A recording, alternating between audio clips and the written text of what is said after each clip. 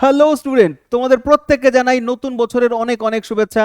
তো 2026 তোমাদের জীবনে নিয়ে আসুক অনেক বেশি সুখ, এবং দীর্ঘদিন থেকে যার জন্য প্রিপারেশন করছো সেই সরকারি চাকরি এই বছরই জানি তোমাদের সরকারি চাকরিটা হয়ে যায়, এটা আমি আশা রাখবো। তো সরকারি চাকরির জন্য কি দরকার? সব থেকে ইম্পর্টেন্ট যেটা, তার মধ্যে একটা হচ্ছে কারেন্ট অ্যাফেয়ার্স। তার কারণ ট্রেন্ড দেখা যাচ্ছে কারেন্ট অ্যাফেয়ার্স কিন্তু প্রায় 50% রেশিওতে আসছে। তো কারেন্ট অ্যাফেয়ার্স খুব গুরুত্বপূর্ণ হবে। আর এই সপ্তাহের উইকলি কারেন্ট অ্যাফেয়ার্স থাকছে আমাদের ডিসেম্বর মাসের 28 তারিখ থেকে 4 তারিখ জানুয়ারি মাসের। তো বেস্ট কিছু কারেন্ট অ্যাফেয়ার্স করব, তার আগে অনেক ছাত্রছাত্রীরা বলেছিলে স্যার একটা নতুন কম্বো ব্যাচ চাই। নতুন কম্বো ব্যাচ তোমাদের জন্য লঞ্চ হয়ে গেছে 2026-এ 5 তারিখে। তো এই যে নাম্বারটা দেখতে পাচ্ছ, এই নাম্বারে কল করে তোমরা জানবে 02 প্রো এই ব্যাচ কি কি আসছে। ম্যাথ প্রো আসছে, ইংলিশ প্রো আসছে, তোমার জিকে জিএস এর আসছে, রিজনিং আসছে, এবং হচ্ছে সায়েন্স স্পেশাল তোমরা হচ্ছে ব্যাচ পাচ্ছ খুব সাশ্রয়ী মূল্যে। নাম্বার রয়েছে তোমাদের, এই নাম্বারে কল করবে। কিন্তু আমি বলবো এগুলো আলাদা আলাদা না নিয়ে তুমি একবার নিজের জন্য খরচা করে ইনভেস্ট করে এই কম্বো ব্যাচটা নেবে।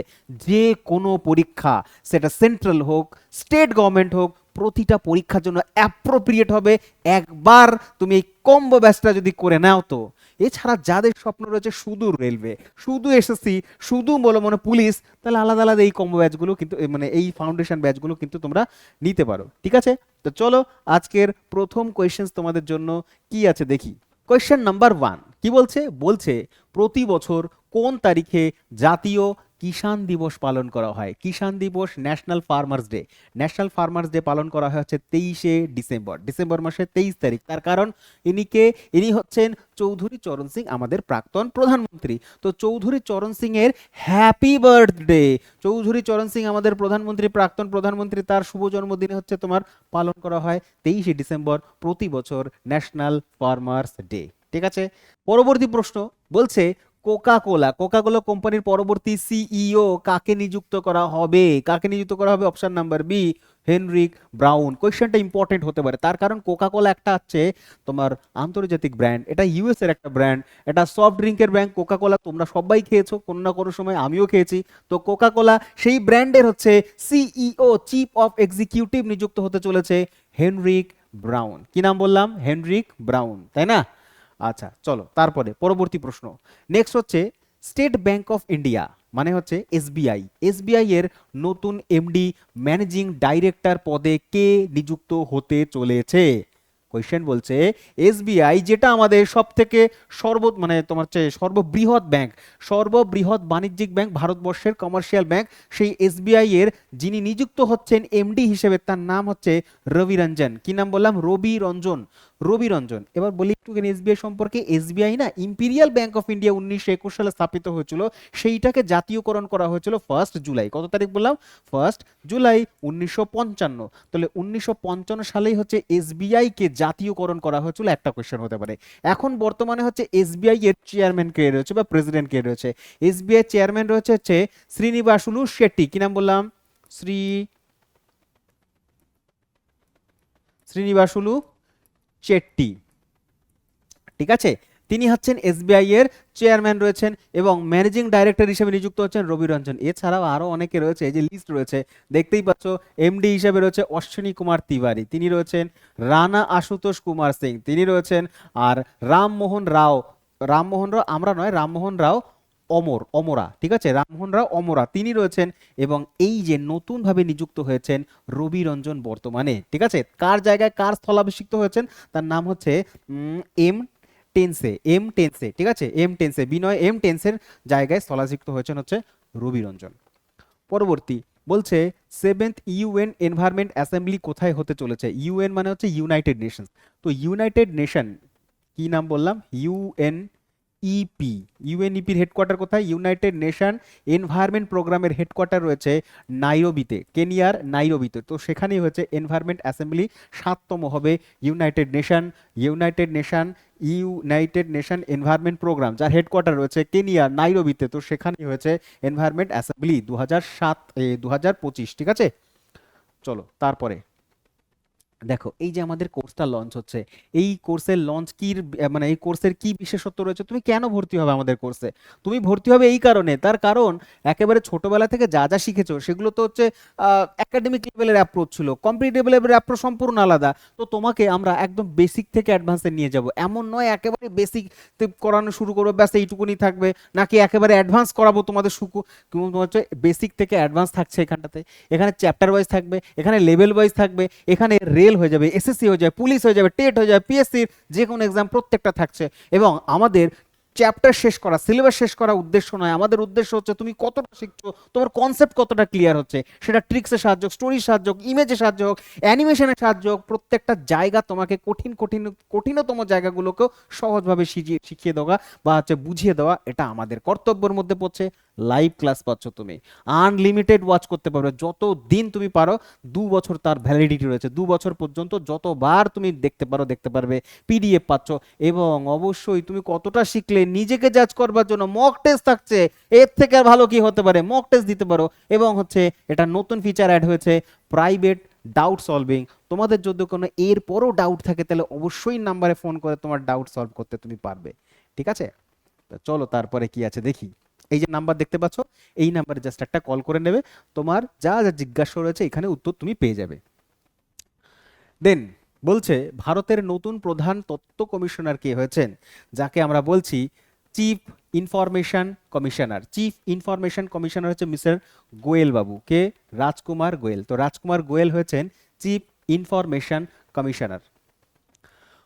কোল ইন্ডিয়া লিমিটেড, এই কোয়েশ্চেনটাতে কতগুলো স্টার দিতে হবে তার কিন্তু কোনো ঠিক ঠিকানা নেই, তার কারণ খুব গুরুত্বপূর্ণ। তো সিএমডি, সিএমডি মানে হচ্ছে চেয়ারম্যান প্লাস হচ্ছে এমডি মানে হচ্ছে ম্যানেজিং ডাইরেক্টর। তো সিএমডি মানে হচ্ছে চেয়ারম্যান কাম এমডি, কার না কোল ইন্ডিয়া লিমিটেড, যেটা স্থাপিত হয়েছিল 1975 সালে। ভেরি ভেরি ইম্পর্টেন্ট, 1975 সালে স্থাপিত হয়েছিল। আর হেডকোয়ার্টার হচ্ছে, হেডকোয়ার্টার কোথায়? কলকাতাতে। কোথায় রয়েছে হেডকোয়ার্টার? কোল কোল কলকাতাতে রয়েছে হেডকোয়ার্টার 1975 সালে। যার সিএমডি নিযুক্ত হয়েছেন বর্তমানে সাইরাম, বি সাইরাম। তাই ছবি দেখতে পাচ্ছ, বি সাইরাম সিএমডি নিযুক্ত হয়েছেন, চেয়ারম্যান হিসেবে নিযুক্ত হচ্ছে কোল ইন্ডিয়া লিমিটেড। কি বললাম? কোল ইন্ডিয়া লিমিটেডের সিএমডি হচ্ছেন বি সাইরাম। তারপরে কোন রেলওয়ে স্টেশনটি ন্যাশনাল এনার্জি কনজারভেশন অ্যাওয়ার্ড পেয়েছেন 2025 সালে? ন্যাশনাল এনার্জি কনজারভেশনের অ্যাওয়ার্ড পেয়েছেন কোন স্টেশনটা? সেটা হচ্ছে মিয়ানা বলে একটা স্টেশন রয়েছে, মধ্যপ্রদেশে পড়ে, মধ্যপ্রদেশের মিয়ানা। মধ্যপ্রদেশের মিয়ানা স্টেশন, তাকে দেওয়া হয়েছে ন্যাশনাল এনার্জি কনজারভেশন অ্যাওয়ার্ড 2025। রেলে সংক্রান্ত যদি কিছু আসে তাহলে আরো কিছু পয়েন্ট বলে রাখছি, মনে রাখবে।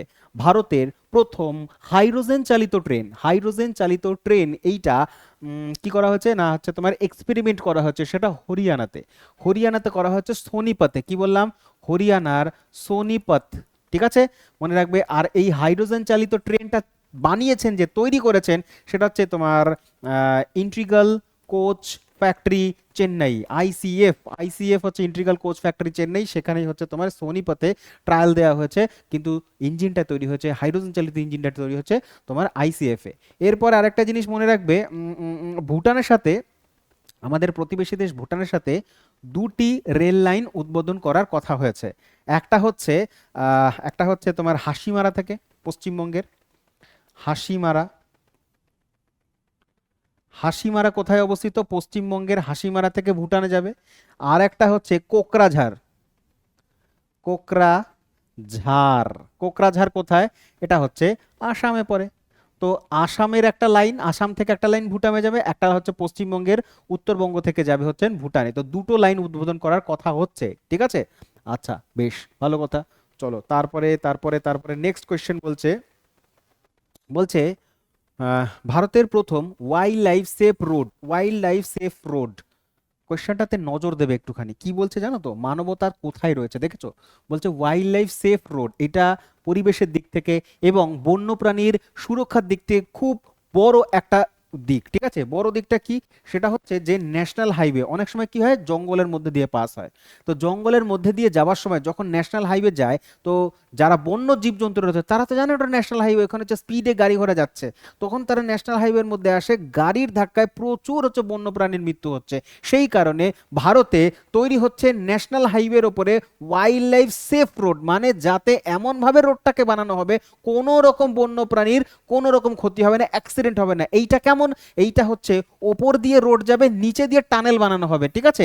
নিচে যে টানেলগুলো রয়েছে, তো মনে করো এই পাশের জঙ্গল থেকে ওই পাশের জঙ্গলে যখন কোনো প্রাণীরা যাবে, সেই প্রাণীরা টানেলের মধ্যে দিয়ে চলে যাবে, যাতে তাদের ওই হাই রোডটা ক্রস করতে না হয়। আর হাই রোডটা থাকবে এলিভেটেড, থাকবে একটুখানি জমি থেকে ওপরে থাকবে, ঠিক আছে। তো অ্যাক্সিডেন্ট কমানোর জন্য, বন্য প্রাণীদের ক্ষতি আটকানোর জন্য, এবং রাতের বেলাতে যাতে তোমার স্পিডে খুব দ্রুত গতিতে হচ্ছে যানবাহন চলাচল করতে পারে, সেই জন্য এইভাবে তোমার ডিজাইন করা হচ্ছে ন্যাশনাল হাইওয়ে, যেটাকে বলা হচ্ছে ওয়াইল্ড লাইফ সেড রোড।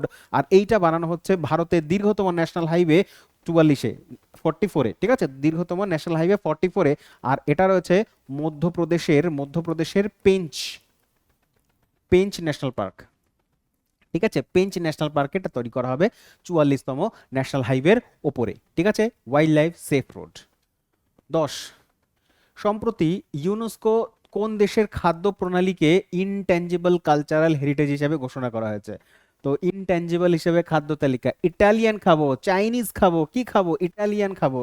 তো অপশন নাম্বার বি, ইটালিয়ান খাবারকে ইউনেস্কো ইনট্যাঞ্জিবল খাদ্যের ইয়েতে লিস্টে যুক্ত করেছে, ঠিক আছে। আচ্ছা চলো তারপরে 11 নম্বর বলছে, প্রতি বছর কোন তারিখে জাতীয় ভোক্তা দিবস পালন করা হয়? কি বলছে, অধিকার দিবস। কি অধিকার দিবস? ভোক্তা অধিকার দিবস, ইংরেজিতে বলা হয় ন্যাশনাল কনজিউমার রাইট ডে।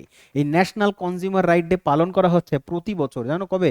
24 তারিখে, ডিসেম্বর মাসের 24 তারিখে। তো 24শে ডিসেম্বর প্রতিদিন ন্যাশনাল কনজিউমার, মানে প্রতি বছর ন্যাশনাল কনজিউমার রাইট ডে পালন করা হয়।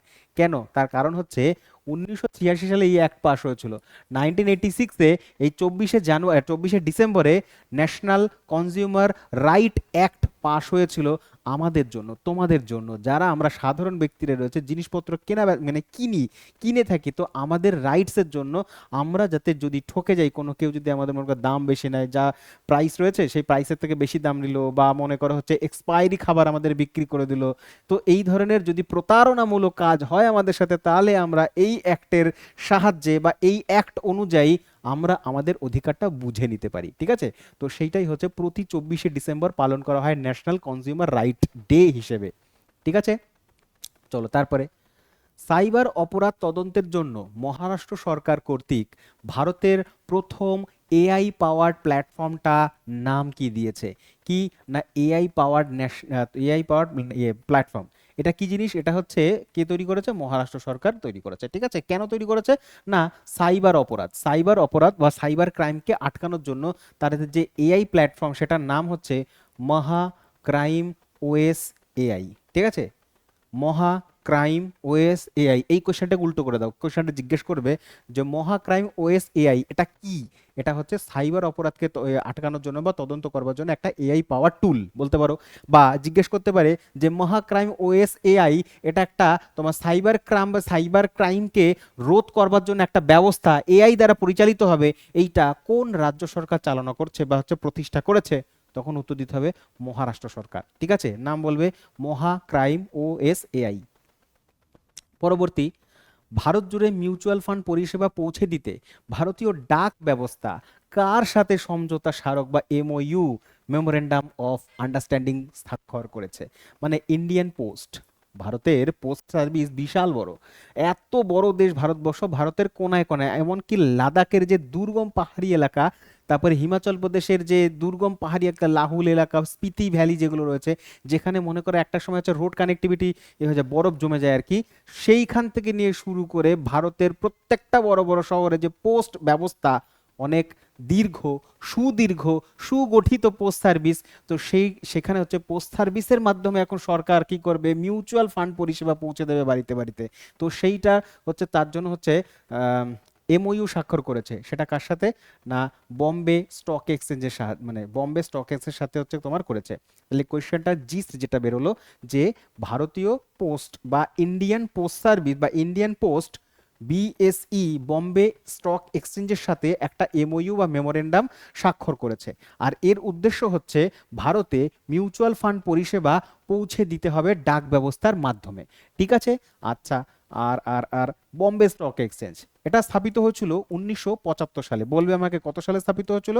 1900 নয়, 1875 সালে। কত সাল? 1875 সাল। হেডকোয়ার্টার কোথায়? বোম্বেতে। আবার কোথায়? বম্বেতে। আর এইটাই হচ্ছে ভারত তথা এশিয়ার পুরনো স্টক এক্সচেঞ্জ। ঠিক আছে, বম্বেতে রয়েছে। চলো তারপরে, বিখ্যাত গাড়ি নির্মাতা সংস্থা নাম হচ্ছে বিএমডব্লিউ। এই বিএমডব্লিউর সিইও চিফ এক্সিকিউটিভ অফিসার হিসেবে কাকে নিযুক্ত করা হচ্ছে? কাকে নিযুক্ত করা হচ্ছে? উত্তর দেবে যে মিলান নেডেল জোকোভিক। জোকোভিক কি?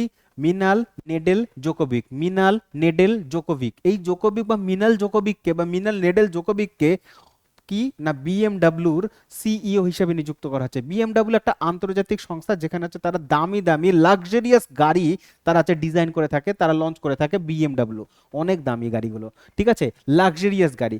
আর এর মধ্যে ফিচার ভর্তি ভর্তি রয়েছে, ভরে ভরে রয়েছে। তুমি যদি ফুল স্পিডে ভাঙাচোরা রাস্তার মধ্যে দিয়েও যাও না এই যে বিএমডব্লিউতে বসে, তুমি বুঝতেই পারবে না, তোমার মনে হবে তুমি তোমার বেডরুমে আরাম করে শুচ্ছ, ঠিক আছে, ঘুমিয়ে আছো। এইরকম কোনো রকমের ভেতরে বোঝাই যায় না যে গাড়ি চলছে বা কি চলছে। তো বিএমডব্লিউর ফিচারে ভর্তি আর কি। সবারই স্বপ্ন থাকে যে বিএমডব্লিউ চালাবো, অডি চালাবো। তো এই যে গাড়িগুলো, এই সংস্থা হচ্ছে জার্মান সংস্থা, এগুলো হচ্ছে জার্মানির গাড়ি, জার্মান কোম্পানি এগুলো। তো তারই সিইও হচ্ছেন মিলান নেডেল জোকোভিক। ঠিক আছে, তো এই হচ্ছে ব্যাপার। গাড়িটার মডেল হচ্ছিল অনেক রকমের গাড়ি, অনেক পুরনো, বুঝলে। চলো তারপরে, প্রধানমন্ত্রী নরেন্দ্র মোদী সম্প্রতি ওমানের কোন সর্বোচ্চ জাতীয় পুরস্কারে ভূষিত হয়েছেন?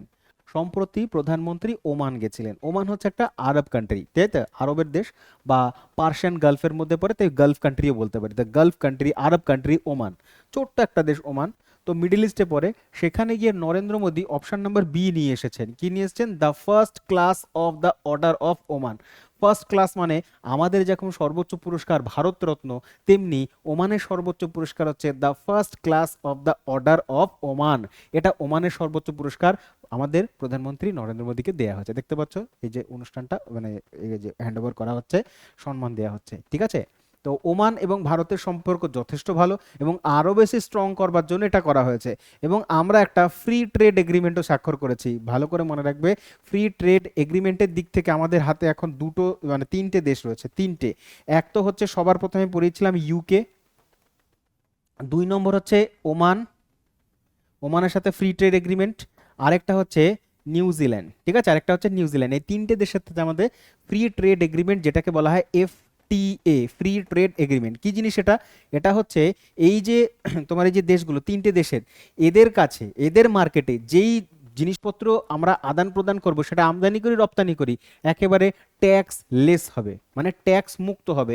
ভারতের কোনো কোম্পানি, মানে ভারতের কোনো প্রোডাক্ট যদি এখন ইউকের মার্কেটে বিক্রি হয়, সেটা যাই কিছু হতে পারে, বস্ত্র হতে পারে বা পণ্য হতে পারে, বা মনে করো কোনো তোমার হচ্ছে ইলেকট্রনিক্যাল জিনিস হতে পারে, ওষুধপত্র, যাই হোক না কেন, কর নেবে না এখান থেকে, একেবারে জিরো করে বিক্রি হবে, বা সামান্য কয়েক পার্সেন্টের আর কি তোমার ট্যাক্স চার্জ করবে। তার জন্য হয়ে যাবে ভারতীয় প্রোডাক্টগুলো হয়ে যাবে ওই দেশে সস্তা। তাহলে ওই দেশের মার্কেটে যদি ভারতীয় প্রোডাক্ট সস্তায় বিক্রি হয়, তাহলে জনগণ কোনটা কিনবে? জনগণ সস্তায় বিক্রি যে জিনিসগুলো রয়েছে সেগুলো কিনবে। ঠিক আছে, এক্সাম্পল যদি দিতে লাগে, মনে করো ইউএস এর একটা হচ্ছে প্যান্ট রয়েছে বা টি শার্ট রয়েছে, মনে করো টি শার্ট, ঠিক আছে, ইউএস এর একটা টি শার্ট রয়েছে, অপরদিকে হচ্ছে ইন্ডিয়ান একটা টি শার্ট রয়েছে কোম্পানি, ঠিক আছে, ইন্ডিয়ান কোম্পানির টি শার্ট রয়েছে। এই টি শার্টটা তোমার আমেরিকার এতে আমেরিকার থেকেও এসছে ইউকের মার্কেটে, এবং হচ্ছে ইন্ডিয়া থেকেও এসছে ইউকের মার্কেটে। যেহেতু হচ্ছে ইন্ডিয়ান কোম্পানির ওপরে বা ইন্ডিয়ান টি শার্টের ওপরে কোনো ট্যাক্স চাপানো হচ্ছে না, সেই কারণে ইন্ডিয়ান প্রোডাক্টটা খুবই সস্তায় বিক্রি হবে তুলনামূলক ইউএস এর প্রোডাক্টে। তাই হচ্ছে যেটা সস্তা সেখানকার মানুষ সেটাই কিনবে। তাই আমরা চাইনিজ প্রোডাক্ট বেশি কিনি, তার কারণ চাইনিজ কম টাকায় অনেক বেশি ফিচার দেয়। ইলেকট্রনিক তুমি দেখে দেখো, শমিতে ভরে ভরে ফিচার দিচ্ছে, তাই আমরা শমি কিনি, ভিভো কিনি, তারপরে যেই সমস্ত প্রোডাক্টগুলো রয়েছে। তো এই সেম একই ব্যাপার, ঠিক আছে। যদিও চায়নার সাথে আমাদের কোনো সেরকমভাবে কি আমাদের কোনো আর কি ফ্রি ট্রেড এগ্রিমেন্ট নেই, আমাদের ফ্রি ট্রেড এগ্রিমেন্ট এই 3টে দেশের সাথেই রয়েছে। ঠিক আছে, চলো নেক্সট। পরবর্তী প্রশ্ন বলছে প্রতি বছর 25শে ডিসেম্বর গুড গভর্নেন্স ডে হিসাবে আমরা পালন করে থাকি, এইটা কার জন্মদিন? এর থেকে সোজা প্রশ্ন আর কিছু হয়? ছবি দেখে নিশ্চয়ই বুঝে গেছো।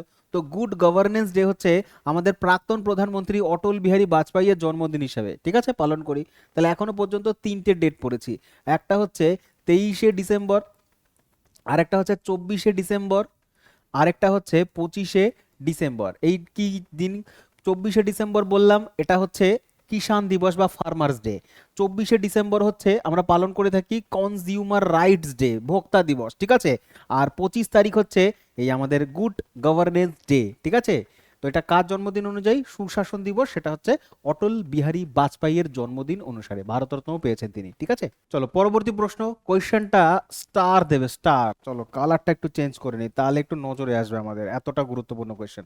বলছে ভারত সম্প্রতি DHRUV কি না DHRUV 64 এই নামে একটা প্রযুক্তি উন্মোচন করেছে। এই প্রযুক্তিটার নাম কি? ছবি থেকে কি মনে হচ্ছে? ছবি থেকে মনে হচ্ছে এটা প্রসেসর। তো এটা একটা মাইক্রো প্রসেসর এবং এটা হচ্ছে 64। কেন না? কারণ হচ্ছে 64 বিটের dual core microprocessor launch করেছে বা টেস্ট করেছে ইন্ডিয়া, ভারতবর্ষ। কি?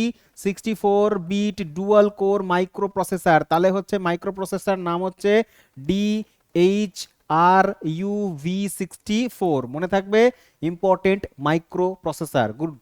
পরবর্তী প্রশ্ন বলছে সম্প্রতি কোন রাজ্যের ঐতিহ্যবাহী হস্তনির্মিত সুতির কাপড় হচ্ছে পন্ডুরু খাদি? এই পন্ডুরু খাদি হচ্ছে জিআই ট্যাগ পেয়েছে। দেখো জিআই ট্যাগ বিশাল বড় একটা ব্যাপার, তার কারণ হচ্ছে গভর্নমেন্ট অফ ইন্ডিয়া তার রাজ্যে মানে তার দেশের মধ্যে, আমাদের দেশের মধ্যে যেখানে যেখানে রয়েছে ইম্পর্টেন্ট পণ্যগুলো, বস্ত্রগুলো, সেটা যে কোনো জিনিস হতে পারে কেন, তাদেরকে জিআই ট্যাগ দিয়ে থাকে বা জিওগ্রাফিক্যাল ইন্ডিকেশন দিয়ে থাকে। তার কারণ জিওগ্রাফিক্যাল ইন্ডিকেশন মানে এটা একটা সার্টিফিকেট, যদি দিয়ে দেওয়া হয় এটার একটা ট্যাগ থাকবে, এটা ট্যাগ দিয়ে দেওয়া হলো।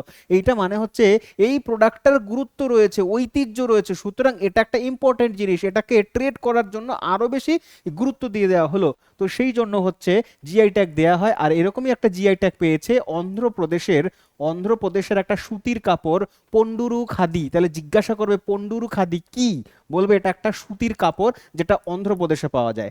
এই ইয়েতে বলি যে জিআই ট্যাগ সবার প্রথম দেওয়া হয়েছিল 2004 সালে জিআই ট্যাগ দেওয়া হয়েছিল। আর এটা পেয়েছিল হচ্ছে দার্জিলিং এর চা পেয়েছিল সবার প্রথম। আর রিসেন্টলি 2025 সালে পশ্চিমবঙ্গের আরেকটা জিআই ট্যাগ হয়েছে, সেই জিআই ট্যাগটার নাম হচ্ছে দার্জিলিং এর কমলা লেবু। কোথাকার? দার্জিলিং এর কমলা লেবু জিআই ট্যাগ পেয়েছে। পরবর্তী প্রশ্ন, সম্প্রতি রাশিয়ার রাষ্ট্রপতি ভ্লাদিমির পুতিন ভারতবর্ষে এসে নিম্নলিখিত কোন গুরুত্বপূর্ণ চুক্তিটি স্বাক্ষর করে গেছেন? ইম্পর্টেন্ট এটা। বলছে Vladimir Putin option number A করে গেছেন ফেডারেল ল কি মিলিটারি প্যাক্ট। কি মিলিটারি প্যাক্ট? ফেডারেল ল মিলিটারি প্যাক্ট স্বাক্ষর করে গেছেন ভ্লাদিমির পুতিনের ভিজিট ভারতবর্ষে এসে। ঠিক আছে, চলো পরবর্তী প্রশ্ন। চলো নেক্সট। বলছে ভারতের বৃহত্তম বৃত্তাকার পাথরের গোলক ধাঁধা বা সার্কুলার স্টোন ল্যাবিরিন্থ এইটা কোথায় আবিষ্কৃত হয়েছে? এই ল্যাবিরিন্থটা কোথায় আবিষ্কৃত হয়েছে বলছে। ভালো করে ছবিটা দেখো, এই যে ছবিটা দেখতে পাচ্ছ, এইটা দেখতে অনেকটা না ওই অভিমন্যু চক্রব্যূহের মতন। এই চক্রব্যূহটা আবিষ্কৃত হয়েছে অনেক পুরনো। এটা আবিষ্কৃত হয়েছে মহারাষ্ট্রের সোলাপুরে আবিষ্কৃত হয়েছে। এটা মহারাষ্ট্রের সোলাপুরে আবিষ্কৃত হয়েছে। বলছে বৃহত্তম বৃত্তাকার পাথরের গোলক ধাঁধা। ইম্পর্টেন্ট কোয়েশ্চেন, আমার এটা খুব ইম্পর্টেন্ট বলে মনে হচ্ছে পরীক্ষার জন্য। ঠিক আছে, এবার কিছু রয়েছে, ডিটেলস রয়েছে। দেখো এই ডিটেলসের মধ্যে আমরা দেখব বৃহত্তম বৃত্তাকার পাথরের গোলক ধাঁধা, যেটাকে সার্কুলার স্টোন ল্যাবিরিন্থ বলা হচ্ছে।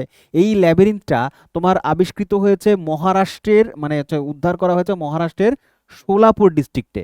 এই সোলাপুর ডিস্ট্রিক্টের বোরামণি বলে একটা জায়গা রয়েছে, বোরামণি তৃণভূমিতে, সেখানে আবিষ্কৃত হয়েছে। প্রত্যেকটা জায়গা খুব গুরুত্বপূর্ণ। এটার আয়তন দেখো 50 ফুট বাই 50 ফুট বা 15 মিটার বাই 15 মিটারের আয়তনের বিশাল বড় এরিয়া নিয়ে তোমার এটা সৃষ্টি হয়েছে, মানে তোমার উদ্ধার করা গেছে প্রাচীনকালের। এটা বলা হচ্ছে যে এখানে এই যে গোল গোল জায়গাগুলো, সার্কেলগুলো দেখছে না, এই যে সার্কেলগুলো এখানে এইরকম এই সার্কেলগুলো, এই চক্রব্যূহের মধ্যে বলছে 15টা সার্কেল রয়েছে, 15টা 15 সার্কেল রয়েছে, 15টি বৃত্তাকার স্তর রয়েছে, সার্কিট রয়েছে। এবং এটা এখনো পর্যন্ত ভারতে যে কোনো ল্যাবিরিন্থের থেকে সব থেকে বেশি বৃহত্তম। এর আগে ছিল হচ্ছে 11টা সার্কিট ছিল, কিন্তু এখন এটা 15টা সার্কিট যুক্ত, ঠিক আছে, সব থেকে বড়। প্রাচীন বলছে এটা, এটার বয়স হচ্ছে প্রায় 2000 বছর পুরনো, এটা 2000 বছর পুরনো। এবং বলছে যে সাতবাহন রাজবংশের সমসাময়িক হতে পারে। মানে একটা সময় হচ্ছে দীর্ঘ সময়ের জন্য মহারাষ্ট্র, অন্ধ্রপ্রদেশ, তেলেঙ্গানার কিছু অংশে সাতবাহন রাজারা রুল করে গেছে। আমরা জানি সাতবাহন রাজা পড়েছি ইতিহাসে। সেই সাতবাহনরা যখন ছিল সেই সময়কার প্রায় 2000 বছর আগের কাহিনী, সেই সময় হচ্ছে এই ল্যাবিরিন্থে তৈরি করা হয়েছিল, ঠিক আছে, সেটাই এখন পাওয়া গেছে।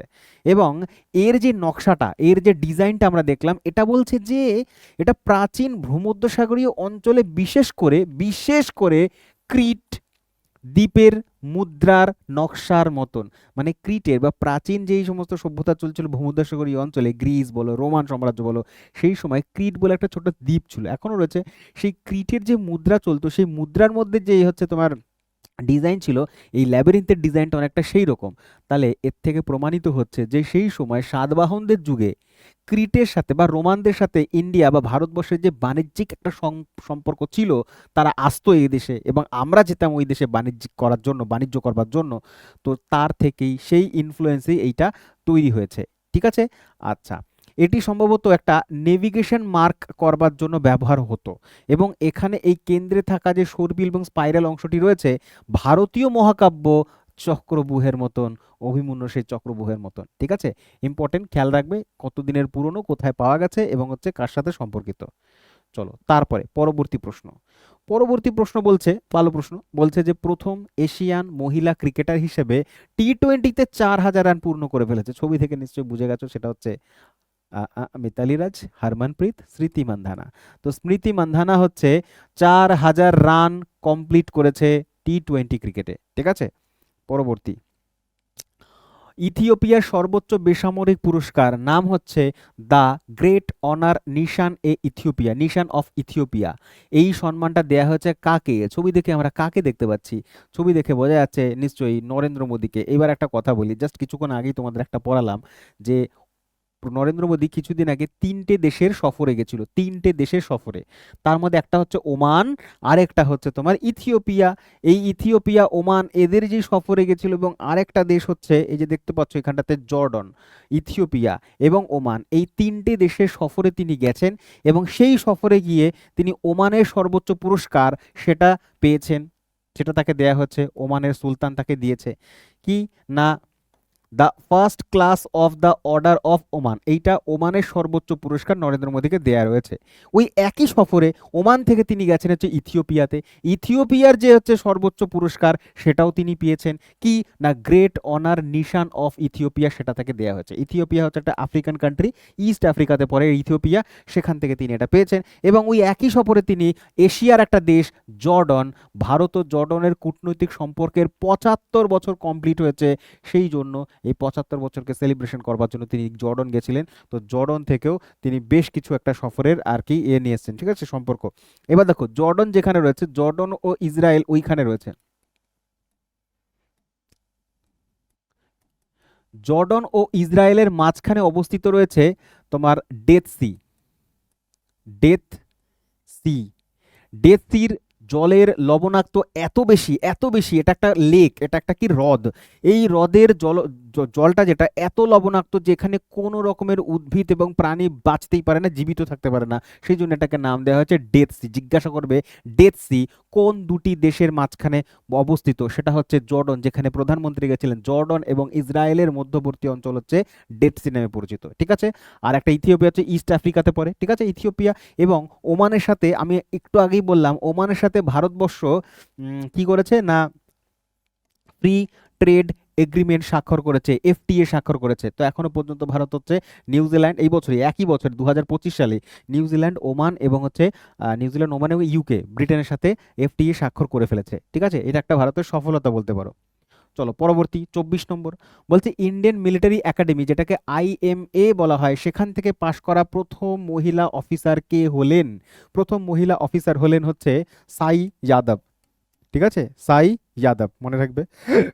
পরবর্তী প্রশ্ন বলছে, সরকারি সফর সহজ করতে ভারত সম্প্রতি কোন দেশের সাথে দ্বিপাক্ষিক একটা ভিসা ওয়েভার এগ্রিমেন্ট স্বাক্ষর করেছে? ভিসা ওয়েভার স্বাক্ষর করেছে, মানে ভিসা ওয়েভার একটা যে চুক্তি করেছে যাতে সেই দেশের সাথে আমাদের যে সম্পর্ক সরকারি সফর সেগুলো যাতে আরো বেশি ভালো হয়। ঠিক আছে, তো এইটা আমরা সৌদি আরবের সাথে করেছি, সৌদি আরবিয়া, এই যে সৌদি আরব দেখতে পাচ্ছ, সৌদি আরবের সাথে একটা এগ্রিমেন্ট করা হয়েছে, এগ্রিমেন্টটার নাম হচ্ছে ভিসা ওয়েভার এগ্রিমেন্ট। ঠিক আছে, তা জিজ্ঞাসা করবে পরীক্ষায়, ভিসা ওয়েভার এগ্রিমেন্ট কোন দেশের সাথে ভারতবর্ষ স্বাক্ষর করেছে? সেটা হচ্ছে সৌদি আরবের সাথে। ঠিক আছে, পরবর্তী প্রশ্ন বলছে, বিশ্বের প্রথম ব্যক্তি হিসেবে 600 বিলিয়ন ডলার সম্পত্তির মালিক হয়ে গেছেন।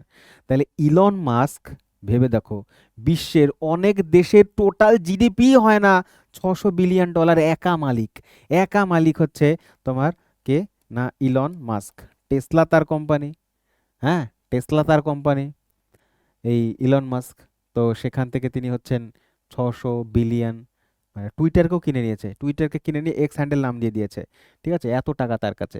এবং হচ্ছে ডোনাল্ড ট্রাম্পকে জিততে, যে দ্বিতীয়বারের জন্য ডোনাল্ড ট্রাম্প জিতে আসলো, প্রেসিডেন্ট হয়ে আসলো, ডোনাল্ড ট্রাম্পকে জিততে অনেক বেশি সহযোগিতা করেছিল ইলন মাস্ক। যদিও এখন তাদের সম্পর্ক খারাপ হয়ে গেছে, কিন্তু যখন ডোনাল্ড ট্রাম্প ইলেকশন লড়ছিল না জো বাইডেনের সাথে, তখন তিনি প্রচুর পরিমাণে হেল্প করেছিল, সে সোশ্যাল মিডিয়া প্রচার বলো, টাকা পয়সার দিক থেকে প্রচুর পরিমাণে সাহায্য করেছিল এই ইলন মাস্ক।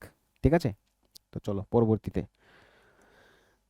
নেক্সট কোয়েশ্চেন বলছে, সম্প্রতি রাষ্ট্রপতি দ্রৌপদী মুর্মু কোন ভাষায় লিখিত ভারতীয় সংবিধানের একটি সংস্করণ রাষ্ট্রপতি ভবনে প্রকাশ করেছেন? কোয়েশ্চেনটা এতটা ইম্পর্টেন্ট কোয়েশ্চেন হবে, কে না জানি কতটা ইম্পর্টেন্ট হবে, ভীষণ গুরুত্বপূর্ণ। মানে বলতে চাইছে ভারতের সংবিধানের একটা কপি কোন ভাষায় বানানো হয়েছে সম্প্রতি? এটা হচ্ছে সাঁওতালি ভাষায় বানানো হয়েছে। কোন ভাষায়? সাঁওতালি ভাষায়, যেটাকে আমরা অলচিকি বলে পারি, অলচিকি।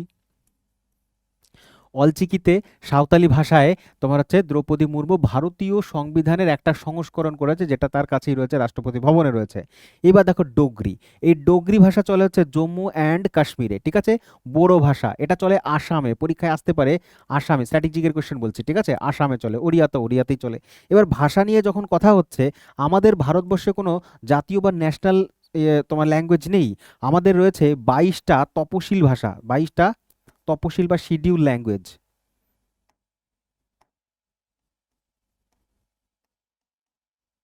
তপশিল বা শিডিউল ল্যাঙ্গুয়েজ রয়েছে 22টা। ঠিক আছে, আর এটা রয়েছে কোন তপশিলে? 8th শিডিউলে রয়েছে, 8 নম্বর, যে আমার 12টা তপশিল আমাদের টোটাল 12খানা, 12টার মধ্যে 8 নম্বর যেটা, সেখানে রয়েছে হচ্ছে তোমার আমাদের ল্যাঙ্গুয়েজ সম্পর্কে বলা হচ্ছে, টোটাল হচ্ছে 22টা রয়েছে, টোটাল হচ্ছে 22টা রয়েছে। কিন্তু প্রথম দিকে ছিল মাত্র 14টা, প্রথম দিকে আমাদের শিডিউল ল্যাঙ্গুয়েজ ছিল মাত্র 14টা, যখন সংবিধান কার্যকরী হচ্ছে 1950 সালে, তখন হচ্ছে 14টা ছিল। এটা হচ্ছে অ্যামেন্ডমেন্ট করিয়ে করিয়ে, সংশোধন করিয়ে করিয়ে, 3বার সংশোধন করানো হয়েছে, সংশোধন করিয়ে তোমার এখন বর্তমানে আমাদের হচ্ছে 22টা তপশিল রয়েছে। ঠিক আছে, মানে 22টা তপশিল ভাষা রয়েছে, মানে টোটাল 22টা ভাষা রয়েছে, 14টার জায়গায় 22টা। ঠিক আছে, খেয়াল রাখবে একটুখানি। কোয়েশ্চেন নাম্বার 28 কি বলছে? বলছে ভারতের কোথায় একটি ডেডিকেটেড কিশমিশ গবেষণা কেন্দ্র বা রেজিন রিসার্চ সেন্টার তৈরি হচ্ছে? তো রেজিন রিসার্চ সেন্টার তৈরি হচ্ছে তোমার সাংলি বলে একটা জায়গায়, মহারাষ্ট্রের সাংলি। কি বললাম? সাংলি মহারাষ্ট্র, সেখানে রেজিন বা কিশমিশ গবেষণা কেন্দ্র তৈরি হচ্ছে। ঠিক আছে, ইম্পর্টেন্ট কোয়েশ্চেন, পরীক্ষার জন্য গুরুত্বপূর্ণ হতে পারে। পরবর্তী কোশ্চেন 29 নম্বর কোশ্চেন, ভীষণ ইম্পর্টেন্ট, স্টার আগে স্টার তারপরে অন্য কথা, এতটা গুরুত্বপূর্ণ। বলছে ভারত এবং সংযুক্ত আরব এমিরেটস, যেটাকে আমরা ইউএই বলে থাকি, এই ইউএইর সাথে ভারতের সাথে যৌথভাবে সেনা মহড়া হয়েছে। নজর দেবে এই জায়গাটাতে, আর্মি মানে হচ্ছে নৌবাহিনীও নয়, আর হচ্ছে বায়ুসেনা বাহিনীও নয়, আর্মির সাথে সেনাবাহিনীর সাথে একটা মহড়া হয়েছে, এক্সারসাইজ রয়েছে, এক্সারসাইজটার নাম হচ্ছে desert cyclone 2, desert cyclone 2।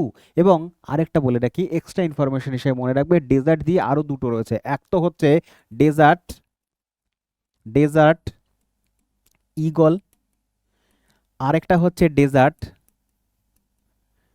Dessert flag. ঠিক আছে, ডেজার্ট ফ্ল্যাগ, ডেজার্ট ঈগল। এবার একটুখানি নজর দাও তো ভাই, এ দেখো ফ্ল্যাগ মানে ঈগল এবং ফ্ল্যাগ কোথায়? আকাশে ওড়ে, তাই এটা হচ্ছে বায়ুসেনা বাহিনীর। ঠিক আছে, বায়ুসেনা, বায়ুসেনা মহড়া এদের সাথেই, কার সাথে? ভারত এবং ইউএইর সাথে। আবার ভারত এবং ইউএইর সাথে হয় হচ্ছে তোমার কি বলে, তলবার, তলবার। এবার তলবার নামক একটা কি ইয়ে ছিল, তোমার যুদ্ধ জাহাজ ছিল, কোথায় ছিল এটা? আমাদের ব্রিটিশ ইন্ডিয়াতে যে হচ্ছে নৌ ইয়ে হচ্ছিল, আন্দোলন হচ্ছিল, তো নৌ আন্দোলনের ক্ষেত্রে কোথায় হচ্ছিল, কোন জাহাজে হচ্ছিল? তলবারে হচ্ছিল। আর ওই তলবারই মনে রাখবে এটা হচ্ছে নৌ সেনা মহড়া। নৌসেনা মহড়া, এটাও হচ্ছে ইউএই এবং হচ্ছে ভারতের সাথে। তাই তলবার, জায়েদ এ তলবার, পুরো নাম অ্যাকচুয়ালি এটা কি? জায়েদ এ তলবার। পুরো নামটা লিখে দিই, জায়েদ, জায়েদ এ তলবার। তো জায়েদ তলবার বা জায়েদ এ তলবার এইটা হচ্ছে নৌসেনা মহড়া, এবং যেটা ঈগল এবং ফ্ল্যাগ দুটোই আকাশে ওড়ে, তাই এই দুটো হচ্ছে তোমার সেনা মহড়া, বায়ুসেনা মহড়া।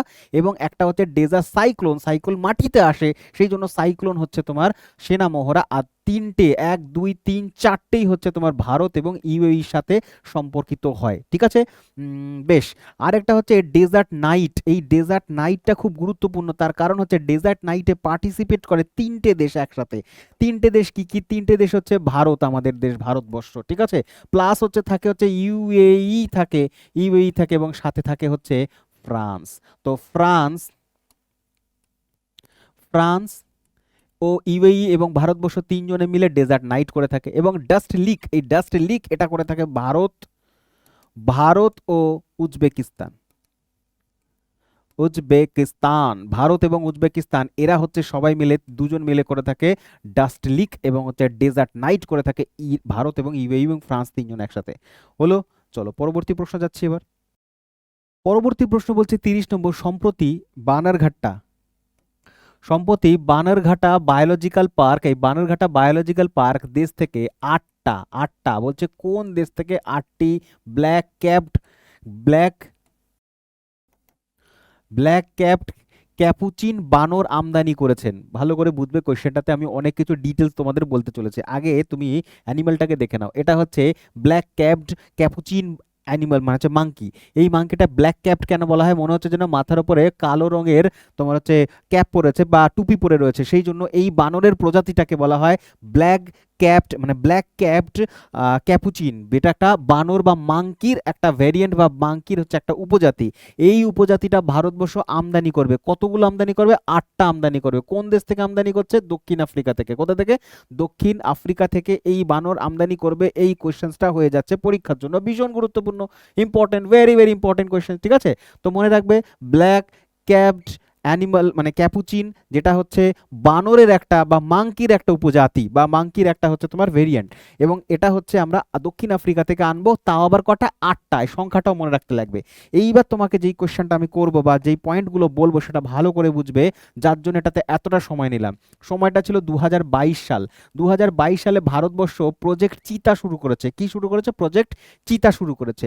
প্রজেক্ট চিতার জন্য নামিবিয়া গেছে, নামিবিয়া থেকে 8টা চিতা নিয়ে এসছে, 8খানা চিতা, ঠিক আছে? নামিবিয়া থেকে 8টা চিতা নিয়ে আসা হয়েছে। এবং 2023 সালে মানে পরের বছর দক্ষিণ আফ্রিকা গেছে, দক্ষিণ আফ্রিকা। আর এই দক্ষিণ আফ্রিকা থেকে টোটাল 12খানা চিতা আনা হয়েছে। কটা? 12টা চিতা আনা হয়েছে। এটা নামিবিয়া, ঠিক আছে? নামিবিয়া। তো নামিবিয়া 8টা, এবং হচ্ছে দক্ষিণ আফ্রিকা থেকে 12খানা চিতা আনা হয়েছে, এবং দুটোই এই 20টা চিতার টোটাল মতন রাখা হয়েছে মধ্যপ্রদেশের কুনো ন্যাশনাল পার্কে। কোথায় রাখা হচ্ছে? কুনো ন্যাশনাল পার্ক, কুনো জাতীয় উদ্যান, কুনো জাতীয় উদ্যানে রাখা হয়েছে, ঠিক আছে? এইটুকুনি হলো, বোঝাতে পারলাম? এবার হচ্ছে তোমার এখন এই বৎসর বতসোয়ানা থেকে আনা হচ্ছে, বতসোয়ানা। বতসোয়ানা হচ্ছে আফ্রিকান কান্ট্রি একটা, ঠিক আছে? বতসোয়ানা হচ্ছে আফ্রিকান কান্ট্রি। এখান থেকেও এখন বর্তমানে 8টি চিতাই আনবে, 8খানা চিতা আনা হবে, এটা সিদ্ধান্ত হয়েছে 2025 সালে। 2025 সালে তাহলে 3টে দেশের নাম মনে রাখবে। নামিবিয়া থেকে 8টা 2022 সালে, 2023 সালে দক্ষিণ আফ্রিকা থেকে 12টা, এইগুলো রাখা হয়েছে কুনো ন্যাশনাল পার্কের চিতাগুলো। এবং বতসোয়ানা থেকে 8টা আনা হওয়ার সিদ্ধান্ত নেওয়া হয়েছে 2025 সালে, এবং 2026 সালে আনা হবে হচ্ছে 8খানা ব্ল্যাক ক্যাপড ক্যাপুচিন অ্যানিমাল মানে বানর মাঙ্কি, সেটা দক্ষিণ আফ্রিকা থেকেই আনা হচ্ছে। ইম্পর্টেন্ট, ঠিক আছে? আচ্ছা চলো তারপরে নেক্সট কোশ্চেনে যাব আমরা। এই যে দেখতে পাচ্ছ, এইটা হচ্ছে চিতা, এই যে চিতা, চিতা শাবক, চিতা এবং চিতা শাবক দেখতে পাচ্ছ। তো কিউট কিউট লাগছে ঠিকই, কিউট কিউট লাগছে ঠিকই, এরাই হচ্ছে পরবর্তীতে যখন বড় হয়ে যাবে হিংস্র জানোয়ার হয়ে যাবে। ব্ল্যাক ক্যাট হলে না, 7খানা ব্ল্যাক ক্যাট রয়েছে, বিগ ক্যাট রয়েছে। বিগ ক্যাটের মধ্যে বিগ ক্যাট বলা হয়, কি বলা হয়? Big cat. 7টা প্রজাতি রয়েছে, চিতা, টাইগার, লায়ন, জাগুয়ার, হ্যাঁ, তারপরে হচ্ছে তোমার আরো রয়েছে। তো এই সমস্ত 7খানা প্রজাতি রয়েছে, জাস্ট আগের সপ্তাহে তোমাদের আমি পড়িয়েছিলাম। ঠিক আছে, চলো পরবর্তীতে আমরা যাচ্ছি। নেক্সট কোয়েশ্চেন বলছে, Hurun India's top 2000 self made entrepreneurs এর মধ্যে 2025 সালের তালিকার শীর্ষস্থানে রয়েছে, দেখে বুঝতে পারছো? দীপেন্দর গোয়েল, জোম্যাটোর ফাউন্ডার দীপেন্দর গোয়েল। ঠিক আছে, টপ 200 সেলফ মেড এন্টারপ্রেনর্স 2025, হুরনের থেকে তাও আবার। পরবর্তী, ভারত সম্প্রতি কোন দেশের সাথে কম্প্রিহেন্সিভ ইকোনমিক পার্টনারশিপ এগ্রিমেন্ট, যেটাকে সিইপিএ বলা হচ্ছে, স্বাক্ষর করেছে? কার সাথে? এই যে ওমান গেছিল, দেখো ওমান গেছিল, ওমানের সাথে করেছে। ঠিক আছে, উত্তরটা হবে ওমান। ওকে, ওমানের সাথে করেছে। পরবর্তী পরবর্তী প্রশ্ন বলছে যে এয়ারটেল ইন্ডিয়ার ম্যানেজিং ডাইরেক্টর বা এমডি এবং হচ্ছে সিইও কে হয়েছে? এমডি প্লাস হচ্ছে সিইও, চিফ এক্সিকিউটিভ অফিসার, এবং হচ্ছে এমডি ম্যানেজিং ডাইরেক্টর নিযুক্ত হয়েছে। কাকে নিযুক্ত করা হচ্ছে? শাশ্বত শর্মাকে। তো শাশ্বত শর্মা এখন হচ্ছে এয়ারটেল ইন্ডিয়ার managing director, MD plus CEO. তাহলে কি বলবে? এয়ারটেল ইন্ডিয়ার সিইও এবং এমডি হিসেবে নিযুক্ত করা হয়েছে শাশ্বত শর্মাকে, মিস্টার শাশ্বত শর্মা। ঠিক আছে, পরবর্তী, কোন দলকে পরাজিত করে ঝাড়খণ্ড সৈয়দ মুস্তাক আলী ট্রফি জিতে নিয়েছে? এই যে সৈয়দ মুস্তাক আলী ট্রফি, এটা হচ্ছে ক্রিকেটের টি20 একটা গেম, যেটা ঘরোয়া ক্রিকেটের মধ্যে খেলা হয়। এইটা ঝাড়খণ্ড জিতেছে হরিয়ানাকে হারিয়ে। তো হরিয়ানাকে হারিয়ে ঝাড়খণ্ড এবছর জিতেছে, উইনার হচ্ছে ঝাড়খণ্ড। ইম্পর্টেন্ট কোয়েশ্চেন, সৈয়দ মুস্তাক কোন খেলার সাথে যুক্ত? টি20 ক্রিকেটের সাথে সম্পর্কিত, ঘরোয়া ক্রিকেটের সাথে যুক্ত। সৈয়দ মুস্তাক আলী ট্রফি। পরবর্তী, নেপালের এপিএফ কে হারিয়ে কোন ভারতীয় ক্লাব সাফ উইমেন্স ক্লাব চ্যাম্পিয়নশিপ 2025 জিতে নিয়েছে? তার নাম কি? East Bengal, east Bengal. পরবর্তী প্রশ্ন বলছে, ফিফা বেস্ট ফুটবল অ্যাওয়ার্ড 2025 অনুষ্ঠানটি কোথায় অনুষ্ঠিত হলো? তো ফিফা বেস্ট ফুটবল অ্যাওয়ার্ড এটা হয়েছে হচ্ছে হচ্ছে হচ্ছে কোথায়? কাতার, দোহাতে। কোথায় হচ্ছে? কাতার, দোহাতে। কি ইভেন্টটার নাম? ইভেন্টটার নাম হচ্ছে FIFA best football award 2025, FIFA best football award 2025, সেটা হচ্ছে কাতার, দোহাতে। চলো পরবর্তী, বলছে প্রধানমন্ত্রী নরেন্দ্র মোদী সম্প্রতি গুয়াহাটির কোন আন্তর্জাতিক বিমানবন্দরে, একটাই রয়েছে, সেটা হচ্ছে লোকপ্রিয় গোপীনাথ বরদলৈ আন্তর্জাতিক বিমানবন্দর, যেটা গুয়াহাটিতে রয়েছে, ইন্টারন্যাশনাল গুয়াহাটি বা নর্থ ইস্টের সব থেকে বড় ইন্টারন্যাশনাল এয়ারপোর্ট হচ্ছে এটাই, লোকপ্রিয় গোপীনাথ বরদলৈ আন্তর্জাতিক বিমানবন্দর গুয়াহাটিতে। নেক্সট বলছে, দেশের প্রথম state level multi national park tiger corridor, tiger corridor তৈরি হচ্ছে কোথায়? টাইগার করিডোর কোথায় তৈরি হচ্ছে? এটা তৈরি হচ্ছে উত্তরাখণ্ড, কর্ণাটক, মধ্যপ্রদেশ নাকি রাজস্থান? তো ভারত দেশের প্রথম স্টেট লেভেল এটা তৈরি হচ্ছে মধ্যপ্রদেশে। কোথায় তৈরি হচ্ছে? মধ্যপ্রদেশে। ঠিক আছে, বোঝাতে পারলাম? মধ্যপ্রদেশে তৈরি হবে, মধ্যপ্রদেশ, মধ্যপ্রদেশে তৈরি হবে। এবং হচ্ছে এখানে দেখে নাও, কানহা জাতীয় ন্যাশনাল পার্ক, মানে হচ্ছে ন্যাশনাল পার্ক জাতীয় উদ্যান, বান্ধবগড় জাতীয় উদ্যান, পেঞ্চ জাতীয় উদ্যান, সাতপুরা জাতীয় উদ্যান, মানে ন্যাশনাল পার্কগুলো সব, এবং সঞ্জয় দুবরি জাতীয় উদ্যান। এই কটা জাতীয় উদ্যানের মধ্যে দিয়ে তোমার হচ্ছে তৈরি করছে টাইগার করিডোর, বিশ্বের সব থেকে বড় টাইগার করিডোর। তার মানে মধ্যপ্রদেশের যে বিস্তীর্ণ জঙ্গলের এলাকা, বিস্তীর্ণ যে ঘাসের ভূমি রয়েছে, তৃণ এলাকা রয়েছে, সেখানে হচ্ছে টাইগার বেঁচে থাকার জন্য, হ্যাবিটেট করবার জন্য উপযুক্ত জায়গা, উপযুক্ত এলাকা। তো সেখানে হচ্ছে টাইগার, প্রত্যেকটা ন্যাশনাল পার্কে টাইগার রয়েছে। তো টাইগার এক ন্যাশনাল পার্ক, মানে এক জঙ্গল থেকে আরেক জঙ্গলে যেতে গিয়ে তারা কি হয়, যে জঙ্গলের মাঝখান যে যে হাইওয়েজ গুলো রয়েছে, রোডগুলো রয়েছে, সেখানে গাড়ির ধাক্কাতে মারা যাচ্ছে। তো সেই কারণে তাদের জন্য আলাদা রকমের একটা করিডোর বানানো হচ্ছে, যাতে তারা নির্দ্বিধায় এক জঙ্গল থেকে আরেক জঙ্গলে যেতে পারে। ঠিক আছে, তো সেই জন্য হচ্ছে এই প্রজেক্টটা নেওয়া হয়েছে, আর এটা নেওয়া হচ্ছে মধ্যপ্রদেশের 5টি জাতীয় উদ্যানের মধ্যে। ঠিক আছে, আর মধ্যপ্রদেশই হচ্ছে টাইগার স্টেট, মানে হচ্ছে ভারতবর্ষের সব থেকে টাইগার রয়েছে হচ্ছে মধ্যপ্রদেশে, এবং বিশ্বের মধ্যে সব থেকে বেশি বাঘ রয়েছে ভারতবর্ষের মধ্যে। আদমশুমারিতে দেখা গেছে 785টা রয়েছে 2022-এর হিসাব অনুযায়ী। তো এখন কিন্তু অনেক বেশি হয়ে গেছে। তাহলে যদি প্রশ্ন জিজ্ঞাসা করা হয় ভারতে কতগুলো টাইগার রয়েছে, 785টারও বেশি, কিন্তু সব থেকে বেশি ভারতবর্ষেই রয়েছে। ঠিক আছে, চলো পরবর্তীতে যাচ্ছি। নেক্সট কোয়েশ্চেন কি বলছে? পরবর্তী প্রশ্ন বলছে, ওয়ার্ল্ড অ্যান্টি ডোপিং এজেন্সি 2024-এর রিপোর্ট অনুযায়ী বিশ্বব্যাপী ডপিং লঙ্ঘনের জন্য কোন দেশটা তালিকার শীর্ষে রয়েছে? ভাবা যায় কি খারাপ পরিস্থিতি আমাদের ভারতবর্ষ। বলছে ওয়ার্ল্ড অ্যান্টি ডপিং। ডপিং মানে কি? ডপিং মানে হচ্ছে এমন খেলোয়াড়রা যারা মনে করো অলিম্পিক মানে ন্যাশনাল খেলবে, যারা যে সমস্ত খেলোয়াড়রা ইন্টারন্যাশনাল খেলবে, অলিম্পিক পার্টিসিপেট করবে, এশিয়ান গেমসে পার্টিসিপেট করবে, বিভিন্ন গেমে পার্টিসিপেটকারী যে সমস্ত অ্যাথলিটরা রয়েছে তাদের স্বাস্থ্য যথেষ্ট সুস্থ হতে হবে এবং হচ্ছে একেবারে তোমার হচ্ছে স্বাভাবিক হতে হবে। এমন কিছু অ্যাথলিট রয়েছে যারা হচ্ছে ড্রাগসের সাথে জড়িত এবং হচ্ছে এক্সট্রা কিছু হাই এনার্জেটিক ড্রাগস নিয়ে হচ্ছে তারা ময়দানে নামে। এইটা রোধ করবার জন্য মানে ড্রাগ নেওয়াটা বন্ধ করবার জন্য যে এজেন্সিটা দেখায় সেই এজেন্সিটার নাম হচ্ছে world anti doping agency, WADA। 2024-এর রিপোর্ট অনুযায়ী ভারত সেখানে নেশাগ্রস্ত অ্যাথলেটিক হিসেবে 1 নম্বরে রয়েছে শীর্ষে। ঠিক আছে, তো এইটা ইম্পর্টেন্ট হতে পারে এবং আমাদের জন্য এটা খুবই আর কি খারাপ একটা খবর। ঠিক আছে, আর ভারতবর্ষের মধ্যে রয়েছে নাডা। নাডা হচ্ছে national anti doping agency. National anti doping agency হচ্ছে নাডা ভারতবর্ষের মধ্যে, আর ওয়ার্ল্ডের মধ্যে হচ্ছে WADA। WADA যেটা হচ্ছে অ্যান্টি ডপিং মানে নেশা বা ড্রাগস এটা নিতে হচ্ছে নিষিদ্ধ করে বা চেকিং করা হচ্ছে এরা করে, আর সেই কাজটাই ভারতবর্ষের মধ্যে করে হচ্ছে নাডা। তো খেয়াল রাখবে এগুলো অ্যান্টি ডপিং। যাদের দেহে পাবে এরকম হচ্ছে যারা মনে করো ইভেন্টের আগে এরকম ড্রাগস ফ্রাগস নিচ্ছে তাদেরকে ব্যান করে দেওয়া হয় এবং হচ্ছে সম্পূর্ণভাবে খেলা থেকে বাদ দিয়ে দেওয়া হয়।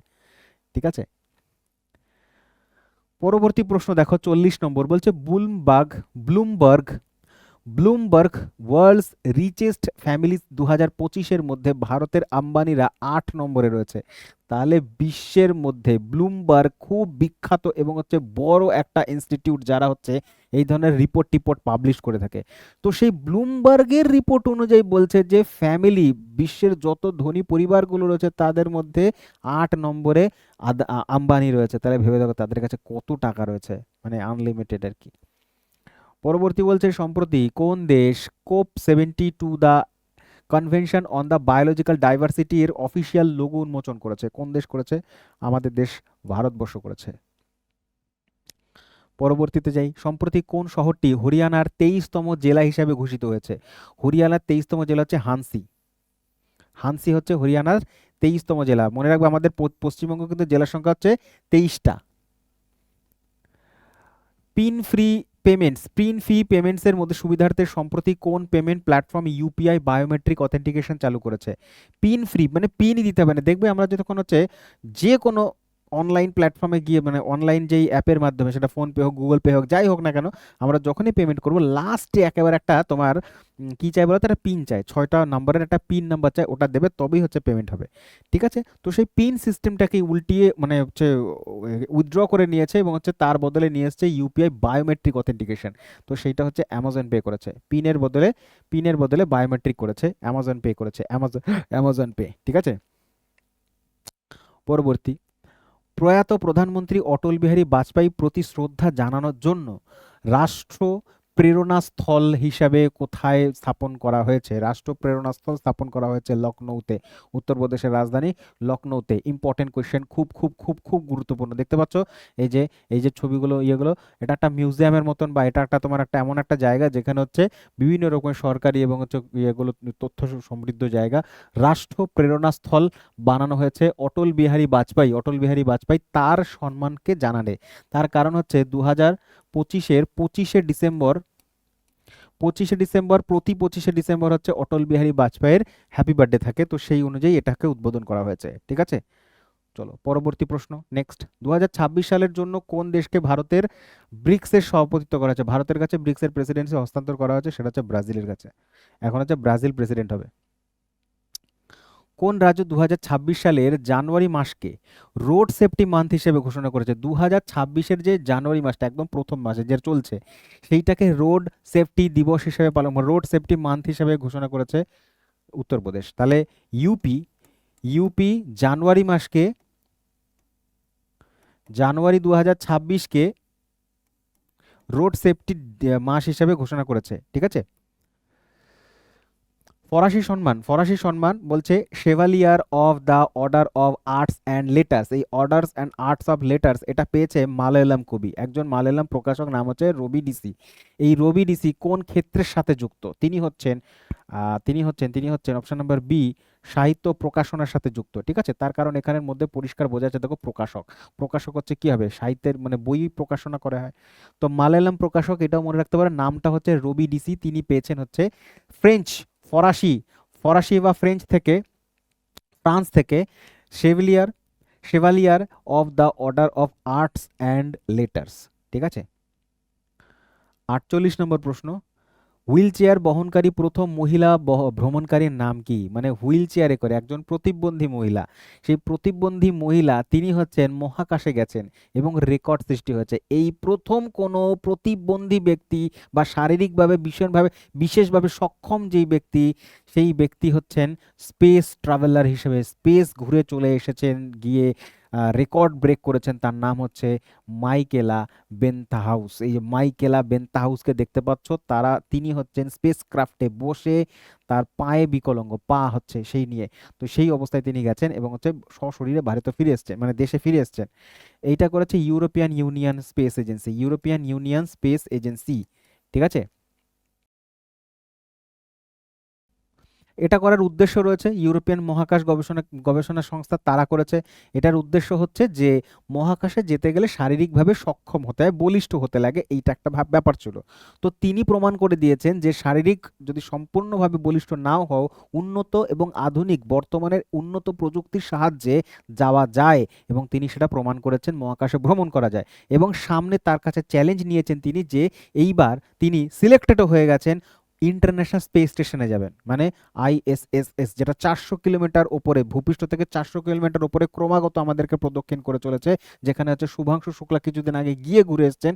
সেই হচ্ছে মানব জাতির সব থেকে আশ্চর্যের মধ্যে একটা হচ্ছে ইন্টারন্যাশনাল স্পেস স্টেশন, একটা চলতা ফিরতা পুরো হচ্ছে উপগ্রহ, যেটা হচ্ছে ল্যাব বলতে পারো, ল্যাবরেটরি, 5 থেকে 6 জন সবসময় হচ্ছে ওইখানে সায়েন্টিস্টরা থাকছে, আমাদেরকে ঘুরে পর্যবেক্ষণ করছে। সেই ইন্টারন্যাশনাল স্পেস স্টেশনে হচ্ছেন যাবেন তিনি। তিনি সিলেক্ট হয়ে গেছেন। 2024-এর মিশন এটা ছিল, যে 2025-25-এর শুরুতে তিনি মিশনটা অংশগ্রহণ করেছিলেন, যেটা তিনি ঘুরে এসে গেছেন সেইটা। ঠিক আছে, চলো পরবর্তী। বলছে আট 40 আন্ডার 40 লয়ার অ্যাওয়ার্ড 2025-এ সম্প্রতি কোন ভারতীয় আইনজীবী ভূষিত হয়েছেন? সম্প্রতি হচ্ছে কোন, কে ঘোষিত হয়েছেন? Shubham অবস্থি। Shubham অবস্থি 40 under 40 lawyer অ্যাওয়ার্ডে, 40+40 lawyer award পেয়েছেন শুভম অবস্থি। পরবর্তী বলছে বাংলাদেশের প্রাক্তন প্রধানমন্ত্রী খালেদা জিয়া সম্প্রতি কত বছর বয়সে মারা গেছেন? ভালো প্রশ্ন হতে পারে কিন্তু এটা। খালেদা জিয়া সম্প্রতি মারা গেছেন। তো খালেদা জিয়া বাংলাদেশের প্রধানমন্ত্রী ছিলেন একটা সময়ের জন্য।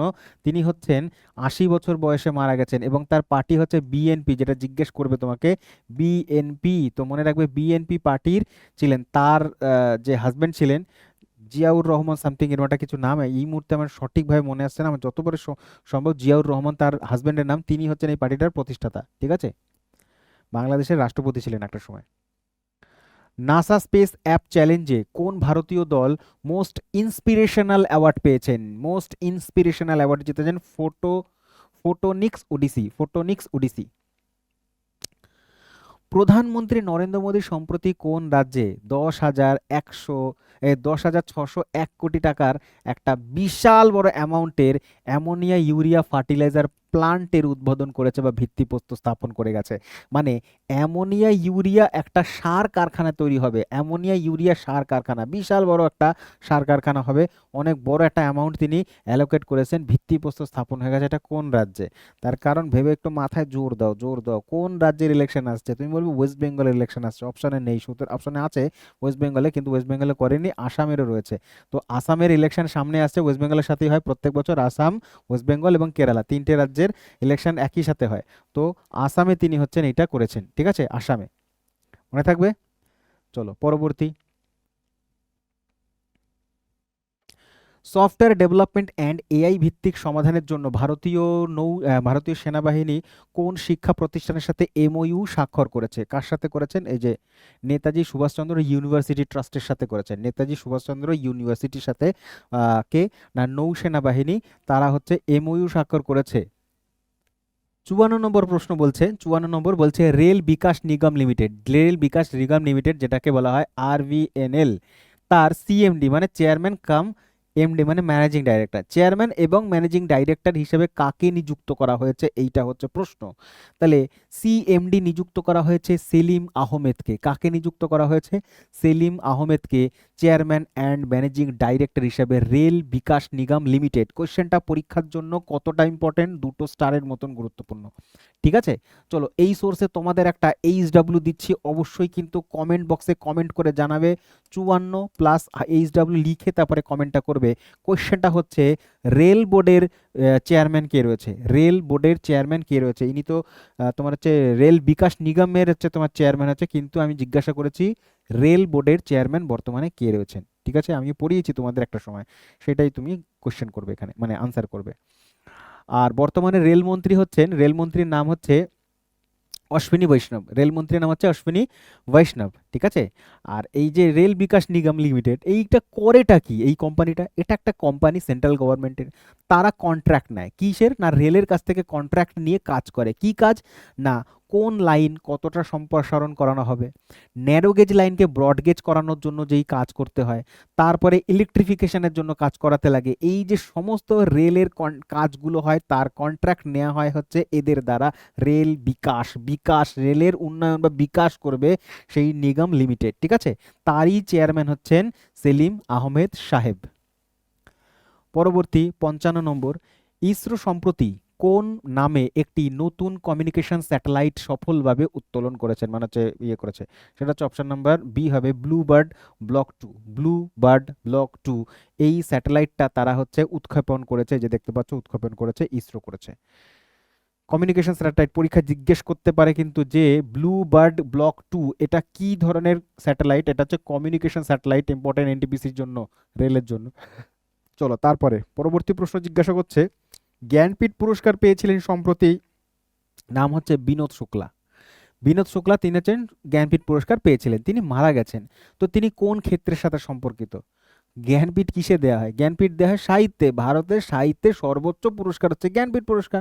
সুতরাং নিশ্চয়ই তিনি তাহলে হিন্দি সাহিত্য হবে, কারণ সাহিত্যে একটাই অ্যান্সার আছে, একটাই অপশন আছে, এবং হচ্ছে এখানে হিন্দি সাহিত্য থেকে তিনি পেয়েছিলেন জ্ঞানপীঠ, আর লাস্ট তিনিই পেয়েছেন, সর্বশেষ জ্ঞানপীঠ অ্যাওয়ার্ড প্রাপ্ত হচ্ছে ব্যক্তি তিনি। ঠিক আছে, আর এর আগে গুলজার পেয়েছিলেন, এবং হচ্ছে গুলজারের সাথে আরেকজন পেয়েছেন সংস্কৃত পণ্ডিত, নাম হচ্ছে রাঘবাচার্য। ঠিক আছে, এবং হচ্ছে গুলজার উর্দু পণ্ডিত, উর্দু কবি। পরবর্তী বলছে সনাতন সংস্কৃতি কি অটল দৃষ্টি, এই বইটা কে লিখেছেন, উন্মোচন কে করেছেন? সনাতন সংস্কৃতি কি অটল দৃষ্টি, এইটা উন্মোচন করেছেন হচ্ছে আমাদের উপরাষ্ট্রপতি সিপি রাধাকৃষ্ণন। সিপি রাধাকৃষ্ণন। তো আমাদের প্রথম উপরাষ্ট্রপতি ছিল হচ্ছে সর্বপল্লী রাধাকৃষ্ণন, এবং বর্তমান উপরাষ্ট্রপতি হচ্ছে সিপি রাধাকৃষ্ণন। তো CP Radhakrishnan, mister CP Radhakrishnan, তিনি হচ্ছেন বর্তমান উপরাষ্ট্রপতি, তিনি হচ্ছেন, বইটার নাম হচ্ছে সনাতন সংস্কৃতি কি অটল দৃষ্টি। ঠিক আছে, সিপি রাধাকৃষ্ণন তিনি উন্মোচন করেছেন। পরবর্তী প্রশ্ন যদি যাই আমরা, দ্বিতীয় ভারতীয় মহিলা ক্রিকেটার হিসেবে আন্তর্জাতিক ক্রিকেটে 10,000 রান কমপ্লিট করেছেন, তার নাম কি? যেই ব্যক্তি টি20 ক্রিকেটে 4,000 রান কমপ্লিট করেছেন, সেই একই ব্যক্তি 50-50 বা ওয়ানডে ম্যাচে ক্রিকেটার হিসেবে আন্তর্জাতিক ক্রিকেটে ওয়ানডে ম্যাচে, আচ্ছা না, টোটাল অল ওভার হচ্ছে তোমার 10,000 রান কমপ্লিট করেছে। তার মানে আমি বলছি স্মৃতি মান্ধানার কথা, স্মৃতি মান্ধানা তিনি করেছেন। চলো নেক্সট হচ্ছে 59 নম্বর কোশ্চেন। 59 কি বলছে? বলছে যে কোন দেশ সম্প্রতি তাদের প্রথম পলিমার প্লাস্টিক ব্যাংক নোট চালু করেছে? Polymer plastic bank note. আমি বলেছিলাম নরেন্দ্র মোদী 3টে দেশের সফরে গেছেন, তার মধ্যে হচ্ছে একটা ইথিওপিয়া, আফ্রিকান কান্ট্রি, ইস্ট আফ্রিকাতে পড়ে, একটা হচ্ছে এশিয়া, একদম এশিয়ার পশ্চিম দিকে পড়ে, সেটার দেশটার নাম হচ্ছে জর্ডন, আজকেই পড়ালাম জর্ডন। ঠিক আছে, এবং আরেকটা দেশ হচ্ছে যেটা গালফ কান্ট্রি বা গালফ রিজিয়নে পড়ে, নাম হচ্ছে ওমান। তো ওমানের তিনি গেছিলেন, ওমানের সফরে গিয়ে এইটা হয়েছে, প্লাস্টিক ব্যাংক নোট চালু করেছে ওমান। এবং আরেকটা কথা মনে রাখবে, ওমানের সাথেই সম্প্রতি আমাদের ফ্রি ট্রেড এগ্রিমেন্ট স্বাক্ষরিত হয়েছে। ঠিক আছে, ফ্রি ট্রেড এগ্রিমেন্ট স্বাক্ষরিত হয়েছে ওমানের সাথে। ঠিক আছে, সো এই সপ্তাহের মতন বেস্ট কোয়েশ্চেন আমাদের কমপ্লিট হলো। তোমাদের জন্য অনেক অনেক শুভেচ্ছা রইলো। আগামীতে অনেক পরীক্ষা আসছে, আর পরীক্ষার জন্য এই কোয়েশ্চেন্সগুলো অ্যাপ্রোপ্রিয়েট হবে। তার কারণ ট্রেন্ড দেখা যাচ্ছে যে জিকের থেকে এখন কারেন্ট অ্যাফেয়ার্সের রেশিও বেশি আসছে, সুতরাং কারেন্ট অ্যাফেয়ার্স তোমাকে বেশি বেশি মুখস্থ করতে হবে, পড়তে হবে বেশি বেশি, প্র্যাকটিস করতে হবে বেশি বেশি। তো দেখা হবে আবার নেক্সট উইকে। So thank you very much, best of luck, ভালো করে প্রিপারেশন চালিয়ে যাও। Thank you.